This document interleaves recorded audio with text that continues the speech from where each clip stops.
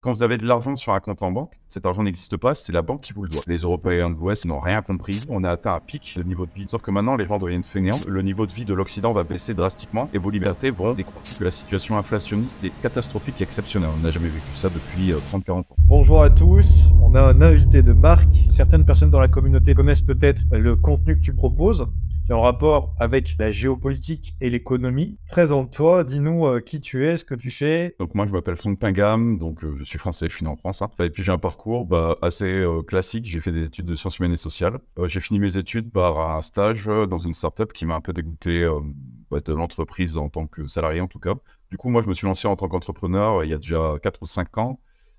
Dès que j'ai fini mes études en fait. Donc j'ai lancé une petite revue de géopolitique de base qui n'a pas marché. Puis ensuite j'ai transformé un peu mon business en quelque chose d'un peu plus financier. Donc moi ce qui m'intéresse, mes passions, c'est vraiment géopolitique et économie. Par nécessité en fait je me suis tourné vers la finance pour tout simplement placer mon argent. J'étais passionné de métaux précieux de base. Et donc j'ai commencé à écrire un livre et à proposer des petites formations comme ça pour aider les gens à investir de la manière la plus optimisée possible. Et c'est comme ça que mon business en fait a commencé à décoller. Donc moi, mon travail aujourd'hui, c'est à travers un site qui s'appelle Géopolitique Profonde que j'ai fondé, c'est de faire de l'information en fait géopolitique et économique pour comprendre le monde, pour essayer de trouver des marges de manœuvre et s'en sortir du mieux possible avec nos finances et en termes de liberté individuelle. Donc voilà, on fait principalement de l'information économique et puis derrière, on propose des solutions pour pouvoir placer son argent de manière un peu décentralisée. Quel a été le déclic qui t'a fait te lancer dans la débancarisation et tout ça? Moi, je suis profondément anarchiste, en fait. J'aime pas l'État, j'aime pas l'autorité. Donc, j'ai un gros problème avec ça. C'est un problème vraiment personnel de base, hein, je pense. Et c'est pour ça, d'ailleurs, que je suis entrepreneur. C'est parce que j'ai jamais pu, en fait, me soumettre aux règles en général. Et forcément, les règles, ça vient aussi avec les règles bancaires et compagnie. Donc, j'ai rapidement voulu trouver des solutions pour arrêter d'être soumis, en fait, à des instances intermédiaires qui n'ont normalement aucun pouvoir et aucune légitimité à contrôler notamment mon épargne et mon argent. Il faut trouver des solutions tout le temps pour essayer d'être le moins soumis possible aux règles et à l'État, tout en respectant les règles. Ton métier, c'est la débancarisation. Oui, c'est ça. Alors en fait, moi, Géopolitique Profonde, c'est un site d'information de base. C'est pas juste de s'informer, c'est qu'est-ce qu'on fait en fait après l'information. Donc moi, qui ai déjà donné des outils d'analyse pour bien comprendre le prisme d'une information. Qu'est-ce qui se passe quand les taux d'intérêt augmentent sur la situation actuelle? Quelles sont les conséquences concrètes sur nos vies, sur notre épargne, etc. par exemple. Et ensuite, qu'est-ce qu'on fait avec cette information? Comment agir en fait? Aujourd'hui, tu vis où? La solution la plus radicale au bout d'un moment, c'est de se décentraliser soi-même. Donc en fait, si on a tout dans un pays, que ce soit une seule banque, une seule maison, un seul pays, au final, ça va pas. Donc moi, je suis français, j'ai toujours des bases en France, mais également, je suis dans un autre pays européen. Et mon objectif, c'est de diversifier un maximum, que ce soit mes assets ou ma personne, pour avoir en fait différentes solutions au cas où il y ait un problème. Par exemple, on l'a vu en 2020 avec une certaine situation, donc on ne va pas citer le nom. Il y avait des pays qui étaient plus résilients, plus laxistes que d'autres. Et ça, faut bien l'avoir en tête. C'est valable sur absolument tous les sujets. Économiquement, qu'est-ce que tu penses un peu de tout ça? Je l'avoue, j'ai un biais assez négatif avec ce qui se passe. En fait, moi, je suis sorti du marché actions et des crypto-monnaies depuis un moment déjà. Mais c'est parce que j'ai un biais négatif, alors que sur le long terme, pourquoi pas rester sur les actions, les marchés financiers, mais j'ai pas réussi. Donc, la situation économique, pour moi, est vraiment très mauvaise. Il faut bien comprendre que la situation inflationniste est catastrophique et exceptionnelle. On n'a jamais vécu ça depuis 30-40 ans, minimum. Minimum. Donc là, on vit une période particulière. Il faut bien comprendre que l'économie, c'est de l'énergie. Et aujourd'hui, on est dans une crise énergétique. C'est-à-dire, le seul moyen de résorber l'inflation, c'est pas de monter les taux d'intérêt, le taux directeur de la Fed ou de la BCE. Ça va rien changer, ça. Au contraire, ça va même rendre les entreprises et les États insolvables. Le seul moyen, en fait, de résorber l'inflation, ce serait qu'on ait une énergie massive et abondante et pas chère. Pour moi, ça va chauffer dans pas mal de zones du monde. On a Taïwan, on a évidemment la Russie, Ukraine, qui vont être les principaux points chauds. Il y a eu un congrès de la Chine communiste il n'y a pas longtemps, et là, ils sont en train de couper justement les exportations de gaz liquéfié qu'ils achetaient aux Russes et qu'ils renvoyaient en Europe. Donc, on va vraiment avoir des sérieux problèmes de réserve, et ça va faire monter les prix, donc c'est vachement inflationniste. Quel est l'élément déclencheur qui t'a fait dire « Voilà, ça sent mauvais » pour que tu, justement, liquides tes positions? Donc voilà, le Covid était inflationniste. Avec la guerre en Russie, là, c'était sûr que ça allait être très, très problématique de se mettre à dos le principal exportateur de ressources, que ce soit le blé ou que ce soit l'énergie. L'énorme dette qui s'est accrue de manière exponentielle pendant le Covid. Voilà, à bout d'un moment, il y allait avoir en fait un rattrapage et ça n'a pas loupé. Donc voilà, moi en fait, j'ai également des gens qui travaillent pour moi. Ils me fournissent des analyses et ils font une synthèse en fait de tout ce qui se passe dans le monde macroéconomique. Et en fait, moi, j'ai décidé de sortir des marchés financiers en suivant tout simplement les recommandations et les analyses croisées de différentes banques, Bank of America, les fonds d'investissement, enfin bref, tous les gens à peu près sérieux.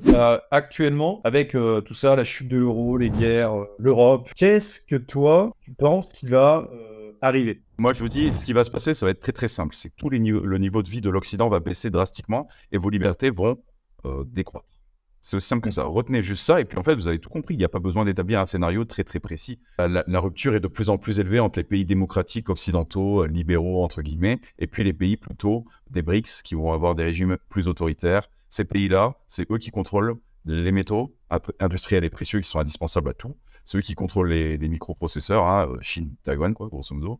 C'est eux qui contrôlent en fait les fondamentaux purs de l'économie. Le transport aujourd'hui, bah, vous allez à Hong Kong, vous allez à Shenzhen, c'est où tout ça? C'est évidemment en Asie, c'est en Chine. Donc les Américains restent quand même les meilleurs. Ils sont autonomes du point de vue énergétique avec le pétrole de schiste. Ils ont toute l'industrie de la Silicon Valley. Donc ils sont pas morts les Américains. Mais le pire, ça va être vraiment les Européens de l'Ouest qui n'ont rien compris, mais rien compris. L'Occident reste en fait sur ses acquis. On a atteint un pic et un statut incroyable de niveau de vie, de confort, etc. Sauf que maintenant, les gens deviennent fainéants. Notre génération, il est temps qu'elle se bouge un peu. Et de toute façon, la réalité va vite mettre un coup de pied au derrière à pas mal de gens. Et je pense qu'à la fin, si jamais ça te convient, j'ai une petite série de questions très courtes sur lesquelles on répondra. Du style, quelle est ta monnaie favorite? Tu me réponds pas maintenant, mais tu vois, à la fin. Pas de souci, avec plaisir. Ça a l'air marrant. Tu as fait de la débancarisation ton cheval de Troie. Est-ce que tu peux nous dire en quoi ça consiste? Au début, c'est tout simple. C'est vraiment éviter les blocages bancaires. Aussi simple que ça. Ouais. Quand vous avez de l'argent sur un compte en banque, cet argent n'existe pas, c'est la banque qui vous le doit.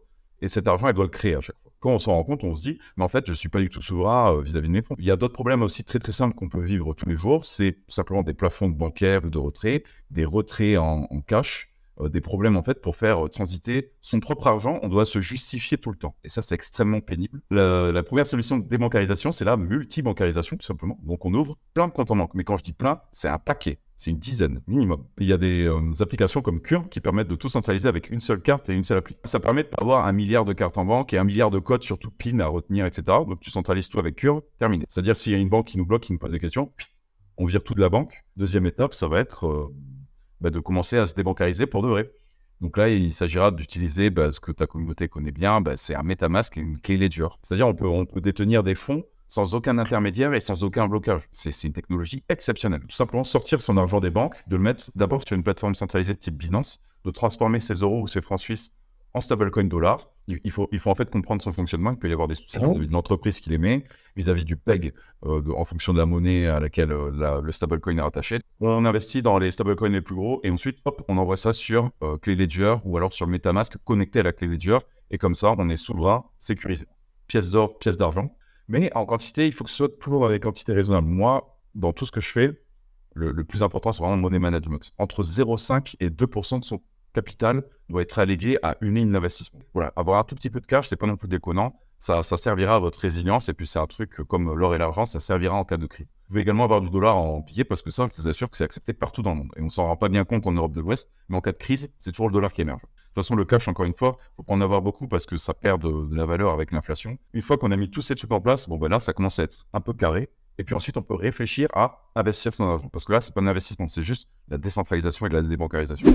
Niveau stratégie d'investissement, est-ce qu'on peut échanger là-dessus? Est-ce que tu as une stratégie particulière ou pas du tout Je vais regarder ce qui se passe dans le monde du point de vue géopolitique, technologique, ressources naturelles, et je vais me rendre compte que certains secteurs sont totalement dévalorisés. Quand aujourd'hui on me dit que c'est la fin du gaz, du pétrole, qu'il faut absolument se restreindre, c'est littéralement impossible. C'est comme l'uranium. Il suffit juste en fait de dézoomer. Vous prenez un graphique sur le transport, sur le pétrole offshore, sur le gaz, sur le charbon, sur l'uranium, tout ce genre de choses, même l'agriculture. Vous dézoomez ça et pendant 10 ans, depuis la crise de 2008, tous ces secteurs-là se sont fait ramasser. C'est-à-dire, la smart money ne va pas dans ces secteurs-là. Et moi, mon pari asymétrique, c'est de mettre possiblement de l'argent dans ce genre de secteur-là, en attendant un décollage massif. Autre solution que je peux mettre en place, ça c'est une petite nouveauté suite justement à pas mal de demandes de mes clients, c'est un portefeuille pareil avec des entreprises du même genre, bonnes entreprises saines sur le long terme, mais qui distribuent des dividendes élevé entre 8 et 10%. Et c'est assez résilient, même en cas de crack, etc.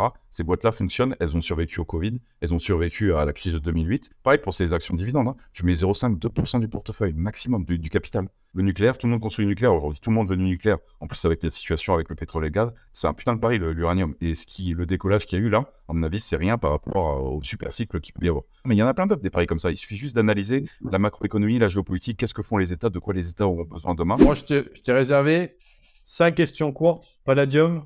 Non. Pourquoi? Une mine, ça va pas produire que du palladium. En fait, dans une mine, il y aura du palladium, il y aura du sodium, il y aura du cuivre, il y aura du cobalt. Donc en fait, parier juste sur du palladium, pour moi, non. Monnaie favorite. Ouais, compliqué. L'or. Pays favori. On est tous français et puis on cherche des alternatives un peu partout dans le monde et j'ai pas trouvé les gars. Donc, le problème c'est que la situation de la France et voilà le déclinisme, la politique, c'est trop chiant quoi. Par contre, ça reste le pays le plus sympa au monde pour moi. La crypto que tu garderais à vie. Bah le Bitcoin, hein. Retirer de l'argent en Suisse ou retirer de l'argent en France. Je pense que c'est pareil. Je pense qu'il y aura plus de francs suisses, donc je dirais en France. Pour retirer des grosses sommes, évidemment que la Suisse, ce sera beaucoup mieux. Le système financier et bancaire, c'est ça qui est vachement intéressant avec ce pays, c'est en dehors de l'Union européenne et ils sont un peu autonomes. Un vol en jet privé avec Elon Musk ou un voyage en fusée avec Jeff Bezos et Warren Buffett. J'irai Elon Musk, hein, il a l'air quand même bien lui.